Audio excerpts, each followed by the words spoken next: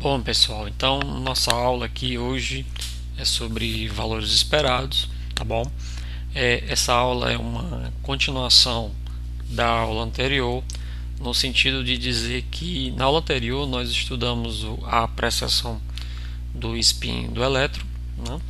Então, o que a gente vai fazer hoje aqui, na verdade, é formalizar justamente os resultados principais que a gente obteve na aula passada, tá bom?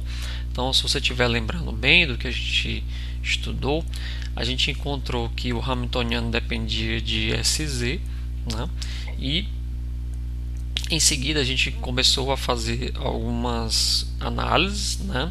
Principalmente acerca da probabilidade de você encontrar o elétron, o spin para cima, o spin para baixo, né? Quando você calculava, por exemplo, valores esperados do operador SX, SY, a gente via que dependia do tempo, né?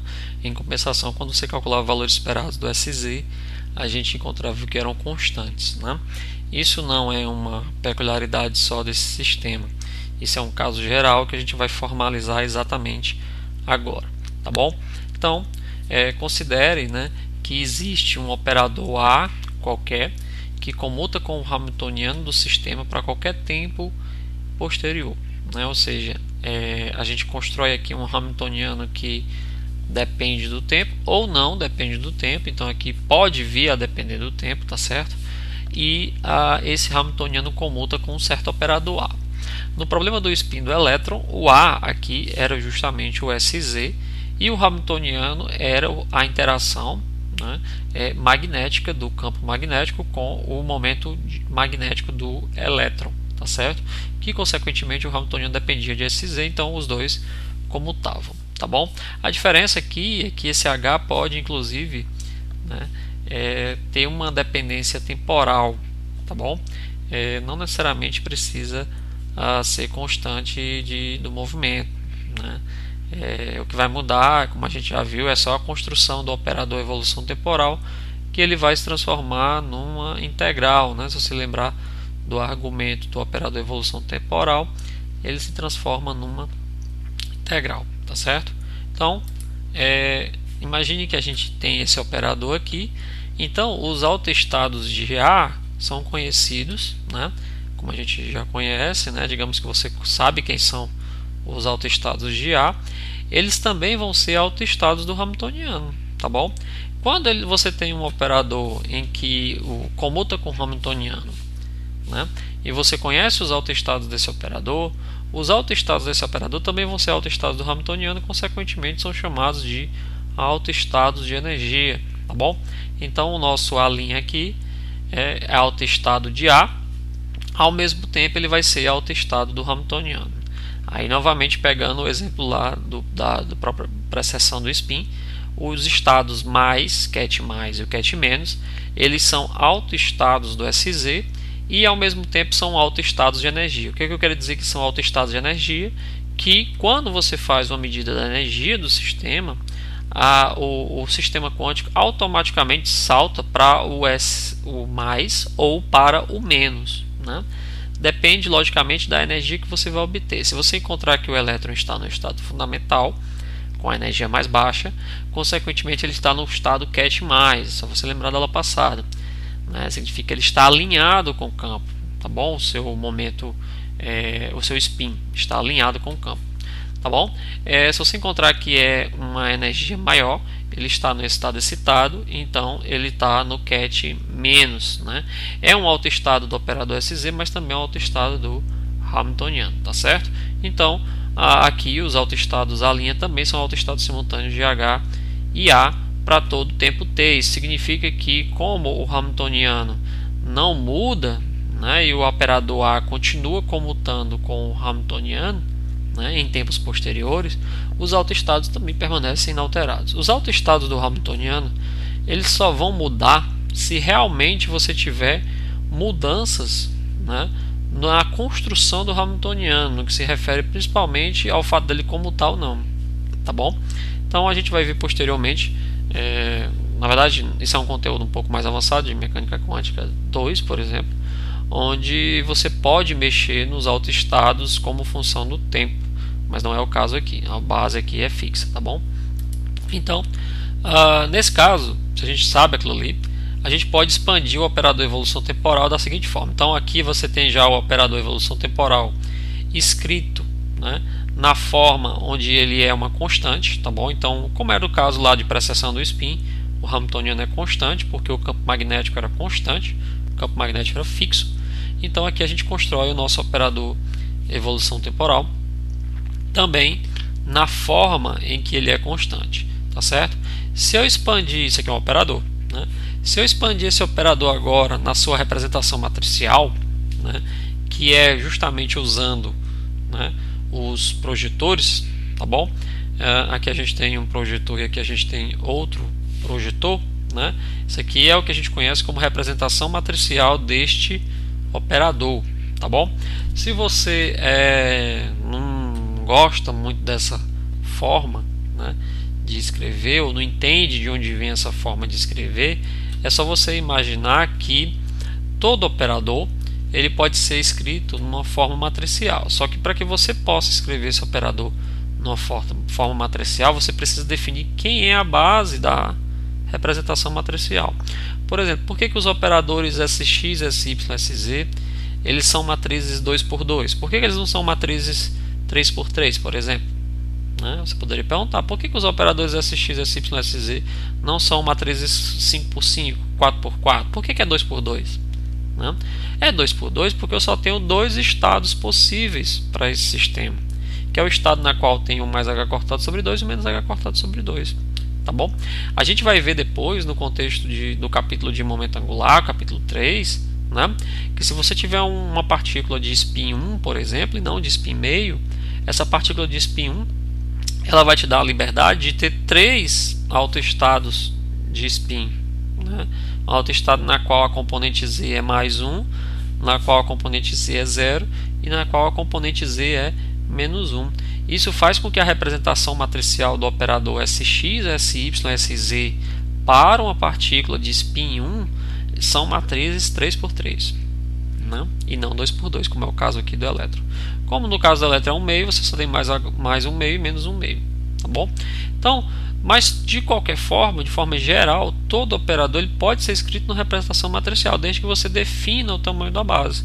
No nosso caso aqui, a gente não precisa definir o tamanho da base para imaginar que isso daqui é a representação matricial do operador. Por que a gente tem essa brincadeira aqui? Porque se você pensar, isso aqui é uma identidade com uma somatória, isso aqui é outra identidade com uma somatória. Então é como se eu estivesse multiplicando pela esquerda a identidade e a direita pela identidade. Para quê?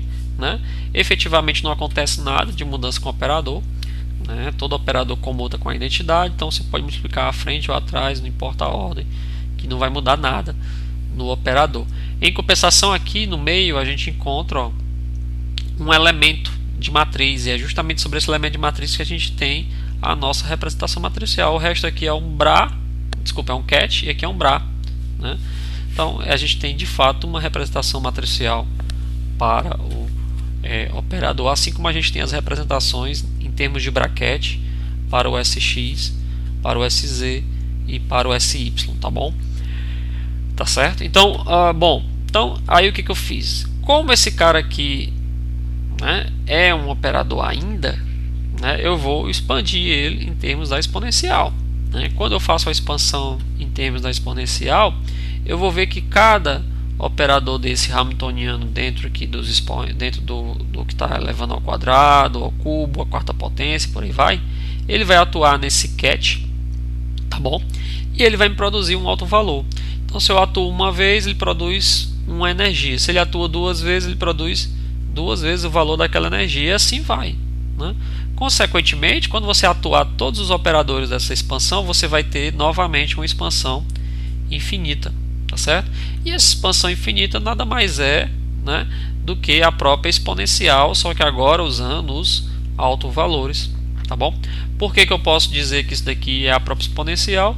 Porque após a atuação aqui dos autovalores, né, você vai ter que esse bra multiplicado por esse cat, isso aqui vai dar a delta de a duas linhas, e aí sobra somente uma das somatórias, tá bom? Eu elimino uma das somatórias aqui quando eu aplico o operador sobre um alto estado dele, tá certo? Então eu volto a ter somente uma única expressão aqui, tá bom? E daí que agora a gente escreveu o nosso operador, né, evolução temporal, como uma soma de projetores, né? Então esse aqui passa a ser um projetor do próprio Hamiltoniano e justamente o alto valor do operador evolução temporal. Isso aqui é como se fosse um alto valor do operador evolução temporal. Isso é uma forma mais interessante de você aplicar o operador, tá certo? Tudo bem? Então, portanto, o operador U de T0, que é esse cara aqui, ele é facilmente escrito como uma combinação de projetores do Hamiltoniano, que é esse elemento aqui. Isso aqui é um projetor do Hamiltoniano. Também é um projetor, né, do operador A, né, porque o A e o Hamiltoniano têm base em comum, têm autoestados simultâneos. Então, e aí a gente encontra aqui uma fase, né, que é o próprio alto valor. Eu chamei de fase também porque está no exponencial. Tá bom? A gente vai ver depois que esse termo aqui ele vai aparecer nos estados quânticos, tá bom? Então, e daí? Então, digamos agora que eu pegue o meu estado inicial alfa em T0 igual a 0 e diga que ele é uma combinação linear da minha base, tá bom? Nenhuma novidade aí, o meu estado quântico inicial como combinação da base. Em tempos posteriores, né, esse autoestado aqui agora, como depende do tempo, ele vai ser a atuação do operador evolução temporal sobre o estado inicial. Quando eu atuo, né, o nosso operador evolução temporal no estado inicial, o que a gente tem? Então a gente tem agora o operador mais uma somatória, que era a somatória inicial da combinação linear do seu estado inicial. Por que eu faço essa expansão? Porque eu não sei como é que o H atua no alfa, mas eu sei como é que o H atua na base dele mesmo, tá bom? Então tá aqui, eu escrevo nosso operador aqui, evolução temporal, nessa forma, né? Eu escrevo agora nessa forma, tá bom? Ela tá aqui, o Bra veio para cá, né? Daí a gente fica com uma somatória aqui, isso aqui vai me dar a delta de Kronecker, né? Uma das somatórias eliminada, eu fico aqui simplesmente com C a linha, tá bom? Sobra só o C a linha. Então eu fico somente com a somatória, tá certo? E o nosso estado quântico posterior passa a ser simplesmente isso daqui. Agora observe a diferença entre o seu estado quântico inicial, que é essa combinação aqui, e o estado quântico em tempos posteriores, que é essa combinação aqui. Qual é a diferença dessa expressão para essa? A diferença dessa expressão para essa é que cada ket, a linha, ganha agora uma fase elevado a menos IA linha T sobre H cortado, tá bom? Então, ó, se a gente escrever que o nosso ket em tempos posteriores também é uma combinação linear da base, só que agora com novos coeficientes, a gente chega à conclusão de que os novos coeficientes são os antigos coeficientes multiplicados por essa fase aqui, tá bom? Só você voltar para essa expressão, ó. Se eu disser que isso aqui é uma somatória, digamos uma expansão em termos da base, o que resta aqui é o coeficiente que depende do tempo, né? Então o coeficiente do tempo vai ser simplesmente o C0 juntamente com o exponencial, que é a nossa fase que a gente está procurando, tá bom? Tá certo? Então nesse caso o estado quântico, né, ele ganha apenas uma modulação da fase que depende da energia e depende do tempo, né? Isso significa o que na prática? Não. Isso significa que em tempos posteriores, tá bom? O estado quântico ele pode ter uma variação do coeficiente, tá bom? Ele pode ter aqui uma variação do coeficiente, tá certo? E o fato dele ganhar somente essa fase aqui, tá bom? Vai me dizer que por exemplo, a densidade de probabilidade agora de ser encontrado nesse mesmo estado quântico, a linha aqui, né, ela é independente do tempo, né? Se você pegar aqui o módulo quadrado, tá bom, desse rapaz, você vai ver que vai ficar igual ao módulo quadrado do C0, porque essa fase aqui vai embora no módulo, né? Isso me diz que a probabilidade de você encontrar a partícula no A', né, ela é independente do tempo. Aí olha que interessante, se você lembrar da nossa aula passada, a gente fez essa conta, essa foi a primeira conta que a gente fez. A gente calculou a probabilidade de você encontrar o elétron com spin para cima e a probabilidade de encontrar o elétron com spin para baixo, né? E a gente encontrou explicitamente que as duas probabilidades, logo no começo, elas eram independentes do tempo, né? Por quê? Porque você está procurando saber qual é a probabilidade de encontrar a partícula em um dos autoestados do Hamiltoniano, né? Então aqui era a probabilidade de você encontrar a partícula em um dos autoestados do Hamiltoniano, que é a linha. E ela vai ser independente do tempo. Quando você quadrar isso aqui, né, vai ficar só o quadrado desse rapaz aqui. Ou seja, o que tinha posteriormente é igual ao que tinha antes, não muda, né? Então quando você calcula probabilidades em cima de autoestados de energia, elas não mudam, essas probabilidades, tá bom? Então basicamente esse é um resultado, é uma formalização do que a gente viu na aula passada. Entretanto, o estado quântico ele ganha uma fase, sim, está aqui. Essa fase depende da energia e essa fase depende do tempo, né? Onde é que essa contribuição vai ser relevante? Ela vai ser relevante quando, né, a gente encontrar que o estado quântico inicial, esse rapaz aqui, né, quando ele for, tá bom? É uma combinação linear de vários autoestados do Hamiltoniano. Aí você vai ver que vai depender do tempo, né? A gente vai ver posteriormente, certo? Bom, então isso mostra que o observável físico A, né, que comuta com o Hamiltoniano, é uma constante de movimento, tá bom? Então quando você escutar constante de movimento, é uma palavrinha muito comum na mecânica clássica, né, que é justamente uma grandeza física que se conserva durante o movimento, desculpa, né? Então, por exemplo, durante uma partícula sujeita a uma força atrativa, um problema muito comum na mecânica clássica, né, que é de força central. Então, uma partícula sujeita a uma força central que dependa só da distância, você vai ter uma conservação do momento angular, tá bom? Conservação do L quadrado, conservação do LZ também, daquela componente lá, porque o movimento vai ser todo no plano, tá certo? O movimento vai ser todo no plano, tá bom? Então, aqui no nosso caso, a gente encontra que o SZ, por exemplo, no caso de precessão de spin, ele é uma constante de movimento, tá bom? Aqui o nosso operador ele é uma constante de movimento. Por quê? Porque ele comuta com o Hamiltoniano e a densidade de probabilidade, quando você mede sobre os próprios autoestados dele, não muda, o que ganha apenas uma fase, tá bom? O objetivo de qualquer problema físico, né, dentro do contexto de mecânica quântica, antes de você resolver qualquer coisa, é você olhar para o Hamiltoniano, né, e tentar encontrar dentro do Hamiltoniano quem são os operadores que comutam com o Hamiltoniano, né? Por quê? Uma vez que você encontrar algum operador que comuta com o Hamiltoniano, né, você vai estar diante de constantes de movimento. Consequentemente, né, você pode dizer que os autoestados de todos eles é um só, tá bom? Isso acontece, é um problema muito clássico, né, muito tradicional no átomo de hidrogênio, quando você resolve o átomo de hidrogênio na mecânica quântica. Quando você constrói o Hamiltoniano do átomo de hidrogênio, o que você tem é a interação do elétron com o próton, e essa interação é colombiana, tá certo? E essa interação sendo colombiana, e só dependendo da distância, você encontra que o Hamiltoniano do sistema vai depender, né, de alguns operadores que, no final das contas, você vai ver que vai comutar com o L quadrado e com o LZ. Tá bom? Então, o Hamiltoniano do átomo de hidrogênio ele comuta com L quadrado e com LZ. Então, só lá no átomo de hidrogênio a gente encontra dois operadores, digamos que um A e um B, que comutam individualmente com o Hamiltoniano e comutam entre si, né?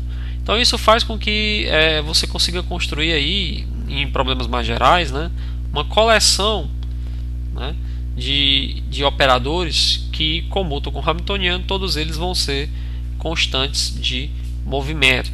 E aí, né, você pode substituir os seus próprios autoestados, né, por um índice coletivo, né?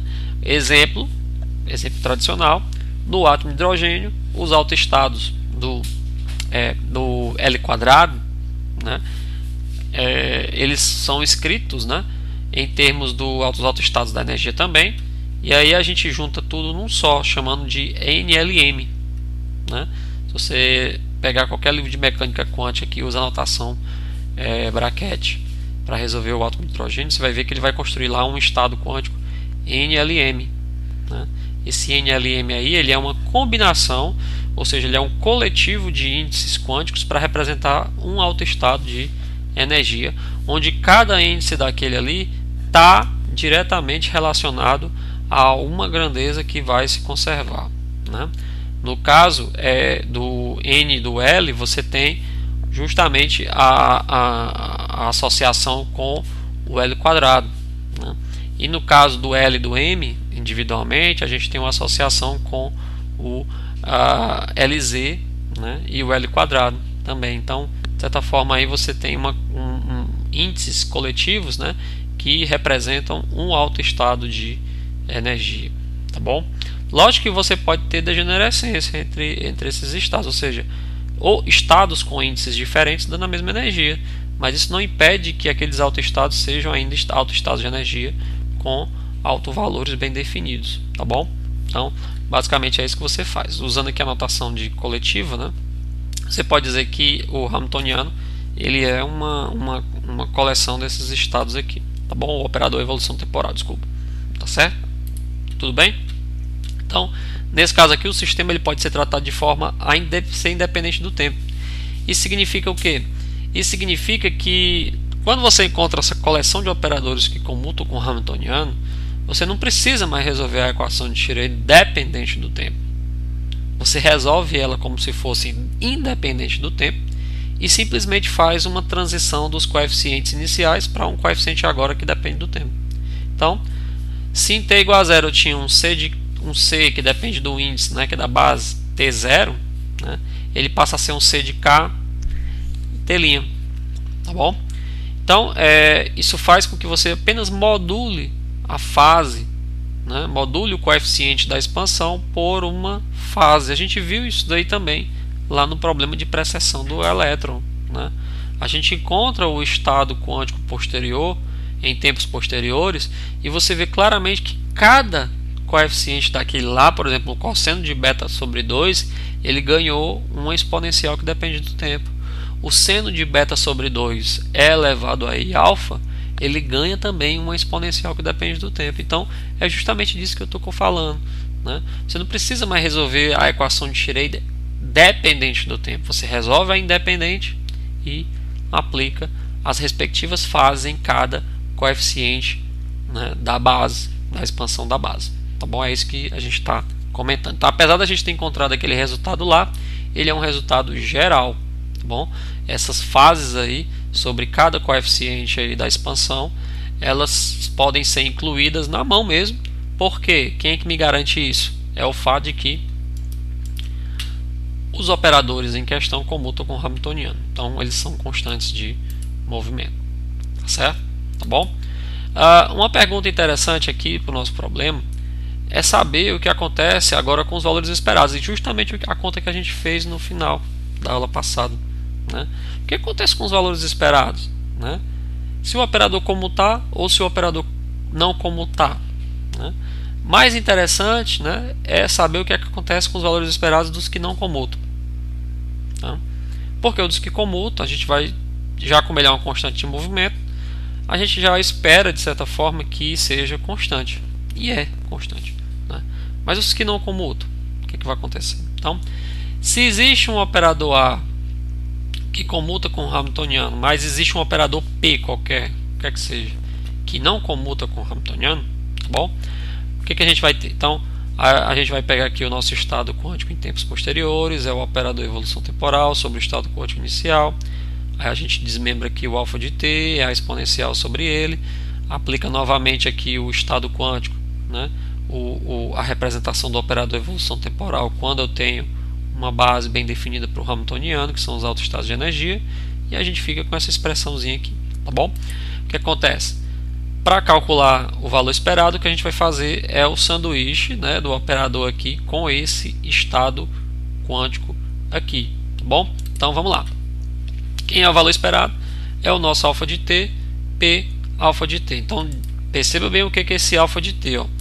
Quando eu pego aqui o Bra dele, né, que é o correspondente dual dele, a somatória não muda, continua sendo a somatória, mas eu vou colocar com duas linhas para dizer que de um lado a gente tem uma somatória, do outro a gente tem outra somatória, tá certo? Aqui vai virar um Bra de A, duas linhas.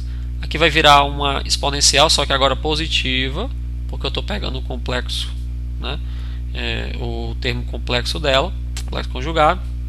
Então vai ficar uma exponencial positiva de A duas linhas. E esse termo aqui também inverte, vai ficar alfa 0 com A, né? Que é justamente o coeficiente. Esse daqui, ó, se você está percebendo bem, é o nosso C0. Tá bom? Vamos voltar aqui só para você não esquecer. Ó. Ele é o nosso C0. Tá aqui, ó. Um ket em tempos posteriores é justamente a somatória do BRA, somatória em a linha, a base, a linha, a exponencial e o C0. Então, ó, mais na frente ele aparece agora, só que na sua forma aqui de produto interno, tá bom? Vou deixar assim para a gente entender melhor. Mas depois eu mudo, né? Então, para calcular o P de T, precisamos escrever, portanto, esse produto aqui, né? Então, vamos lá, ó. Tá aqui, desse lado a gente tem o alfa de 0 ser a linha, a exponencial positiva e a base, né, como o BRA, o operador e a repetição. Faz aqui a análise de que esse rapaz aqui com esse daqui, né, vai me dar aqui a representação do operador a duas linhas, a linha. Só que agora aqui a gente vai ganhar aqui um exponencial, tá certo? Perceba bem esse exponencial agora aqui, que ela não se anula. Por que ela não se anula? De um lado a gente tem a linha, do outro a gente tem as duas linhas, então ela não se anula, tá certo? Então, a dependência temporal está contida apenas no último termo da exponencial. Perceba que isso aqui não depende do tempo, isso aqui não depende do tempo, porque isso aqui é o C0, né? Isso aqui é o C0, C0 estrela, esse aqui é o C0, esse aqui é uma representação matricial do operador, que também não depende do tempo, o operador P não depende explicitamente do tempo, né? É como se eu estivesse calculando aqui o valor esperado do SX ou do SY ou do SZ, né? Porque a sua representação matricial, perceba que ela é 2 por 2, mas não tem o tempo explicitamente nos coeficientes, né? Então o operador em si ele não depende do tempo, explicitamente não. Bom, isso é importante. O operador não depende explicitamente do tempo. Então esse termo aqui ele não depende explicitamente do tempo, ele é um coeficiente da matriz, tá bom? Ele é um elemento da matriz. A dependência temporal só está aqui na exponencial, tá bom? Vamos analisar o que acontece agora, por exemplo, se, né, o estado inicial do sistema é um dos autoestados, né? Então, digamos que o estado é 0, alfa 0, que é o nosso estado inicial, é um dos autoestados que eu chamei aqui de A3 linhas, né? No nosso problema lá de precessão do spin, digamos que o sistema começa lá no autoestado do SZ. O que é que acontece, né? O que vai acontecer é que mesmo que o A comute com A0 e o P não comute com o P0, né, o fato dele começar aqui num autoestado, o que vai acontecer com a nossa expressão? Ó, aqui vai ficar uma delta de Kronecker, aqui vai ficar com outra delta de Kronecker, aqui vai ficar ainda o elemento de matriz, né? Só que agora o fato de a gente ter aqui uma linha e uma duas linhas, né? Como aqui a gente tem a delta, né? O que vai acontecer? Ó, delta, matriz, energia, né? Isso faz com que o P de T agora as energias vão embora, né? Como essas energias são iguais agora devido à delta, a delta eliminou a delta. Como você tem duas deltas de Kronecker, você eliminou as duas somatórias. Acabou a somatória aqui, tá certo? Então, como aqui a gente tem energias iguais, o sistema aqui, pelo menos nesse caso aqui, não é degenerado, para a gente entender melhor, mas vai valer também para os degenerados, né? Você tem que o P de T, né, ele é constante, tá bom? Ele é constante. Isso mesmo que o operador P não comute com o Hamiltoniano. Então você encontra que o valor esperado dele é constante, né? Aí eu vou voltar a lembrar do que a gente viu na aula passada, né? Pegue lá novamente a aula, volte um pouquinho, assista de novo, pelo menos essas partes aí, essa parte inicial, né? A gente fez a seguinte brincadeira: calculou, encontrou que o SZ comuta com o Hamiltoniano, então lá no caso lá o SZ ele faz o papel aqui do A, operador A, e o SX e o SY ele faz o papel desses operadores P aqui, tá certo? Mesmo que que o SX e o SY não comute com o Hamiltoniano, né, o fato de você começar o seu sistema em um dos autoestados aqui, seja o ket mais ou o ket menos, né, a probabilidade de você medir né, o valor esperado, desculpa, de você do SX e do SY, eles eram constantes também. Isso não significa dizer que o SX e o SY são constantes de movimento, mas os seus valores esperados não mudam com o tempo, né? Não é a mesma coisa, tá bom? O fato do valor esperado não mudar com o tempo, né, isso não faz do operador uma constante de movimento. O operador só é uma constante de movimento se ele comutar com o Hamiltoniano, tá certo? Se ele comutar com o Hamiltoniano, ele é uma constante de movimento, tá bom? Em compensação, o valor esperado do SX aqui do SY, mesmo que ele não comuta com o Hamiltoniano, mas se começar no estado mais ou no estado menos, perceba o que aconteceu lá. Se começar no estado mais ou no estado menos. Se começar no mais, né, ele permanece no mais para sempre. Se começar no menos, ele permanece no menos para sempre. Por quê? Porque são autoestados do Hamiltoniano. Tá certo? Então, o Hamiltoniano ele não é capaz de tirar o elétron de um autoestado dele, né? Pelo contrário, ele quer de fato, né, permanecer lá por muito tempo. A gente diz isso na mecânica quântica, que os autoestados de um Hamiltoniano eles têm tempo de vida infinito. Eles têm tempo de vida infinito. Por quê? Porque eles são precisos, eles são medidos aí com precisão, né, porque é um autoestado. Você não tem uma incerteza, né, na medida, tá certo? É uma medida com certeza absoluta, né? Então a incerteza aí é zero, tá bom? Então é um autoestado de tempo de vida infinito, ele vai ficar lá para sempre, tá certo? Então, em compensação, se você medir o SX, o SY, né, aí a gente encontrou lá que o valor esperado do SX e do SY, lembre bem, tente voltar depois à aula, a gente encontrava que o valor esperado do SX e do SY ele era 1/2. Não era isso? Tá lembrado? Que a gente encontrava a probabilidade de você medir, por exemplo, em um autoestado do SX ou no autoestado do SY, se o estado inicial, né, era 1/2. Tá bom? Então você podia medir a probabilidade, né, no começo lá do problema, quando o estado inicial ele estava no plano, né, XY, tá bom?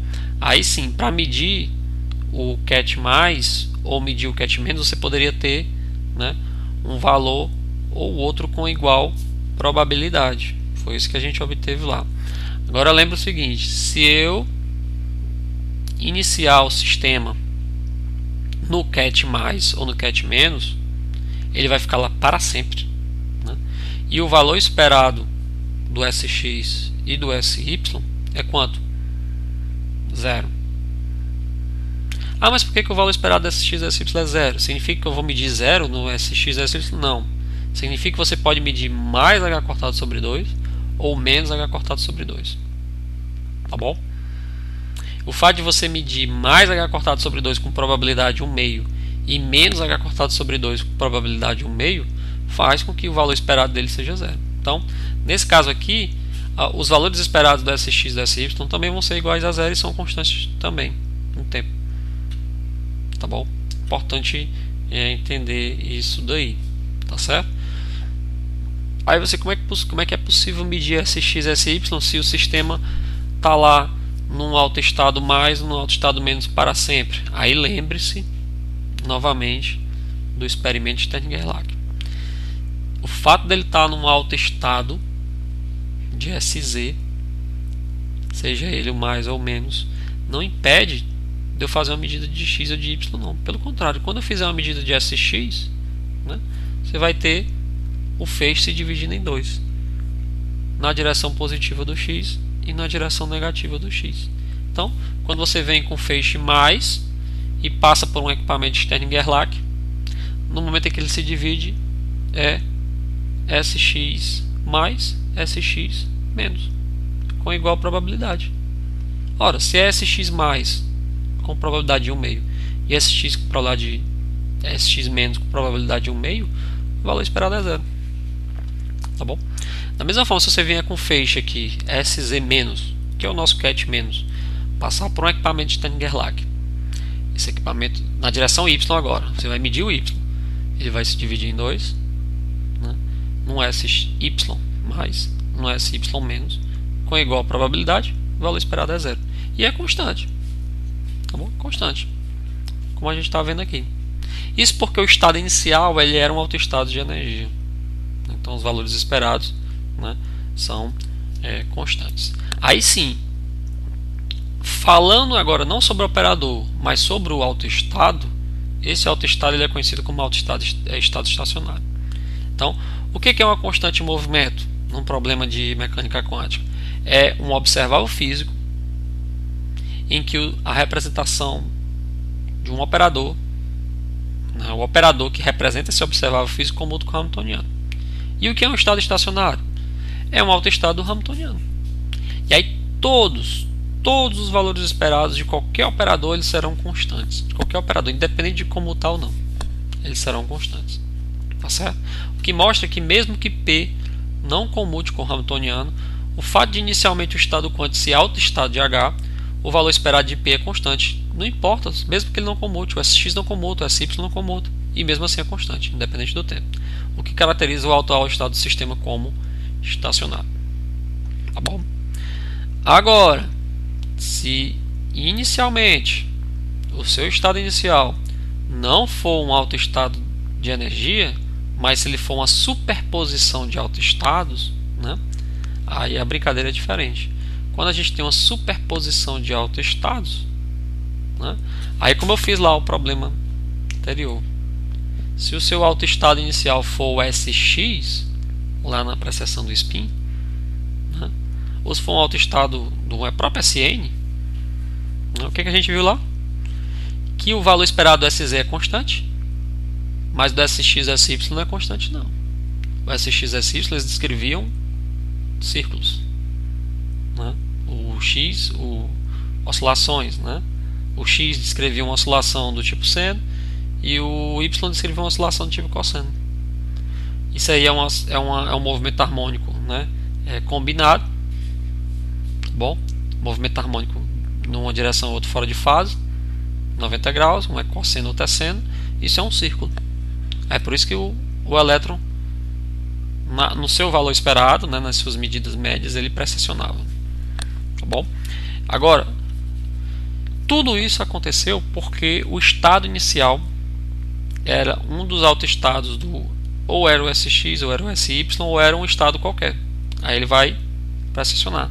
Perceba que se ele for o autoestado SZ, se ele estiver no autoestado SZ, aí não, ele vai permanecer lá para sempre, não tem precessão. Se for o menos também, não tem precessão. Agora, se for qualquer coisa diferente disso, se ele começar aqui, ele vai precessionar. E a gente vai ver explicitamente essa conta agora, né? Então, digamos que o nosso estado inicial, diferentemente daquele caso anterior, ele é uma combinação de autoestados, né? Ele foi uma combinação, a gente mostrou já isso aqui, né, anteriormente, que isso aqui é o nosso C0, esse aqui é o nosso P0, tá bom? Perceba que aqui a gente já mostrou que isso aqui é o nosso P0, então o elemento de matriz aqui é o P0, e aí o valor esperado de P, né, vai ser o produto dos dois coeficientes, o P0 e essa exponencial que não se anula, infelizmente não se anula, né? A gente fez essa conta aqui, ó. Tá certo? Então aqui é o coeficiente, aqui, né? Então aqui é o nosso C0, estrela, aqui é o C0, aqui é o elemento de matriz, que é o próprio valor esperado, né, inicial, quando o t é zero, e aqui a gente tem a exponencial. Então, consequentemente, o resultado que a gente obtém, ó, é uma grandeza que isso aqui não depende do tempo, isso aqui não depende do tempo, isso aqui não depende do tempo, mas tem aqui uma dependência no tempo, tá certo?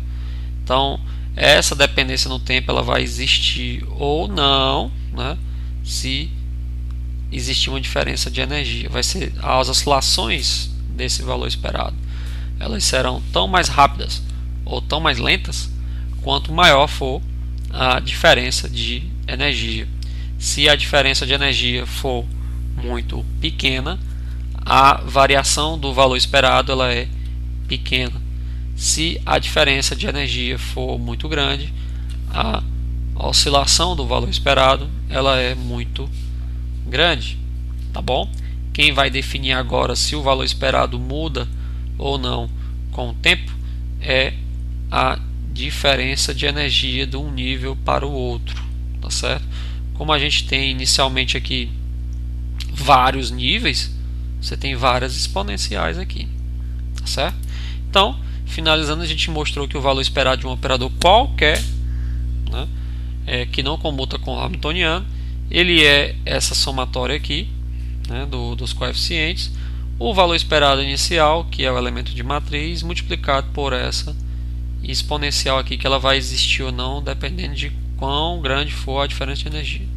Portanto, o valor de P de T é explicitamente dependente do tempo e varia como uma convolução de exponenciais de frequências características dada por, né, a diferença de energia dividido por H cortado, que é uma condição de frequência de Bohr, é chamada condição de Bohr, né, uma frequência conhecida como condição de Bohr para o acoplamento entre níveis de energia. Então, o que eu chamo de acoplamento entre níveis de energia? Significa se os níveis forem muito grandes, se a diferença de energia entre um nível e o outro for grande, né, você vai ter uma rápida oscilação desse valor esperado.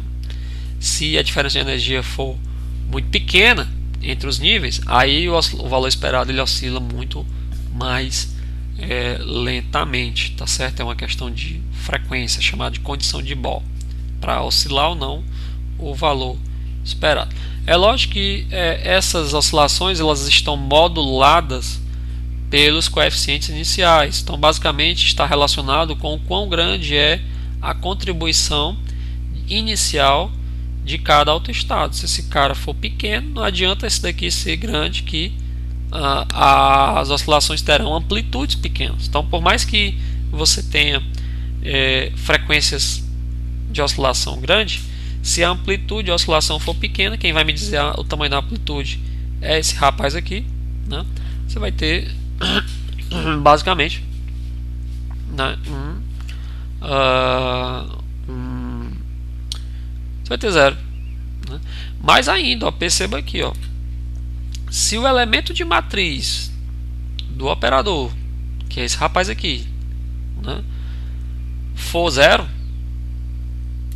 a contribuição para essa oscilação é zero também. Então, se esse cara aqui, se o elemento de matriz for zero, por exemplo, no caso do operador SX, SY, a gente tem elementos lá de matriz diferentes de zero, e a gente tem elementos iguais a zero. Então, lá a contribuição dessa somatória aqui para, por exemplo, as componentes que são zero, ela é nula. Então, essa frequência ela não contabiliza, tá bom? Só vai existir a contabilização dos elementos de matriz em que são diferentes de zero. Só eles que contribuem para a oscilação do valor esperado. Então, se alguém lhe perguntar, coloca um operador qualquer na sua frente lá, uma matriz 5x5, por exemplo. Tá aqui. Alguém chega para você, olha, essa matriz aqui 5x5, ela é um operador qualquer desse sistema quântico aqui. E aí eu quero que você me diga o que significa esse elemento aqui, o elemento, digamos, 3,4 da matriz não ser zero, e o que significa o elemento 2,5 ser zero.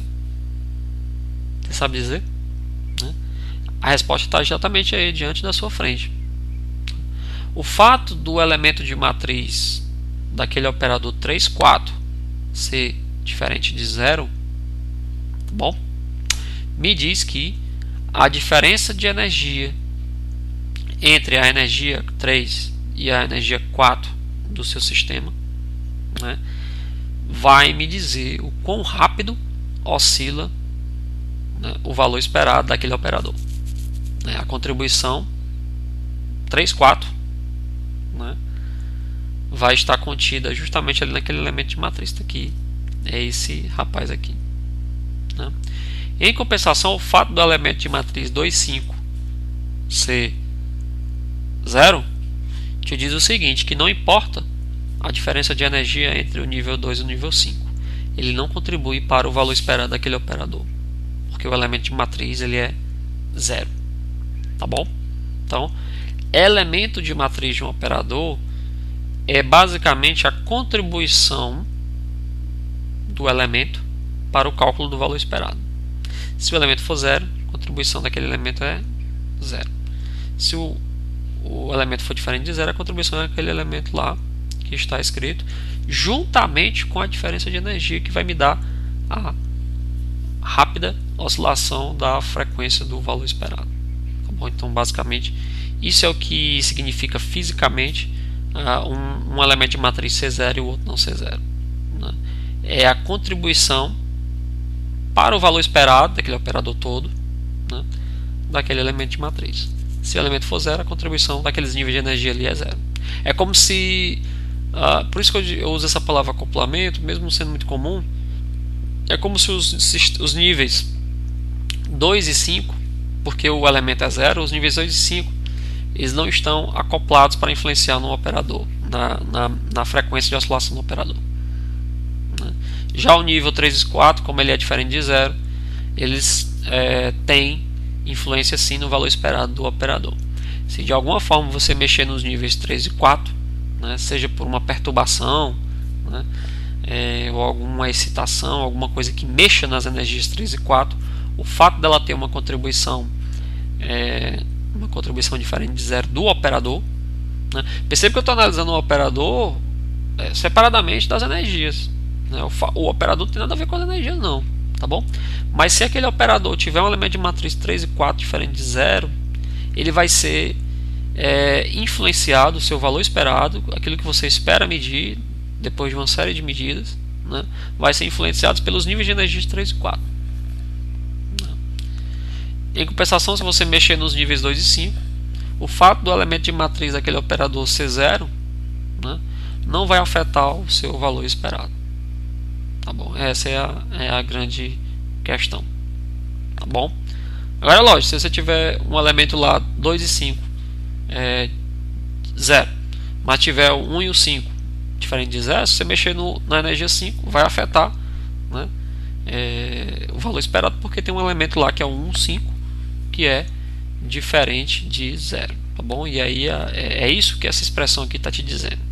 Então aqui a gente chama de condição de frequência de Bohr para o acoplamento entre os níveis de energia que alinha aí a duas linhas, tá certo? Então, tudo que a gente viu aqui é uma formalização do que a gente viu na aula passada, mas isso aqui vale para todos os casos, tá bom? A gente vai ver que essa expressão aqui, tá bom? Ela depois vai dar origem, né, ao que a gente chama de, né, amplitude de correlação. A gente vai ver depois, né? Então, é como que os níveis de energia eles estão correlacionados, como que o estado inicial está correlacionado com o estado final. A gente vai ver isso aí na aula passada. Vai ser dependente realmente, vai ser bem dependente do alto valor de energia, como que a energia afeta, né, a evolução dos estados quânticos, tá bom? A gente vai ver isso daí na próxima aula, tá bom? Então é isso. Então até a próxima.